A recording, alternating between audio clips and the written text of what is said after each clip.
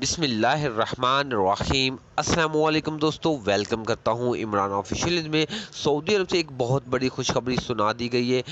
جیسا کہ آپ بھائیوں کو پتہ ہے کہ ایک ہفتے کا ٹائم جنرل بلال اکبر کی طرف سے دیا گیا تھا، تو آج پی آئی اے کا بھی معاہدہ ہو چکا ہے۔ وزارت صحت سے کچھ شرائط رکھی تھی، ان کے ساتھ وہ معاہدہ پورا ہو چکا ہے۔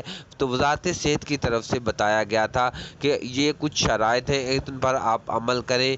پی آئی اے کو مکمل تفصیلات ان لوگوں نے دی اور پی آئی اے کا ان کے ساتھ معاہدہ مکمل ہو چکا ہے، اور گاگا کے ساتھ بھی مکمل ان کے جو معاہدے ہیں مکمل ہو چکے ہیں، اور فلائٹ پیشن بحال کرنے جا رہے ہیں۔ تو مکمل ڈیٹیل انفارمیشن اسی ویڈیو میں آپ کے ساتھ شیئر کرنے سے پہلے اپنے پیارے سے دوستوں سے گزارش کرتے ہیں وہ چینل کو پہلی بار دیکھ تو چینل کو سبسکرائب کر لیں، تاکہ اس طرح کی لیٹسٹ اپڈیٹ سب سے پہلے آپ تک پہنچ جائے۔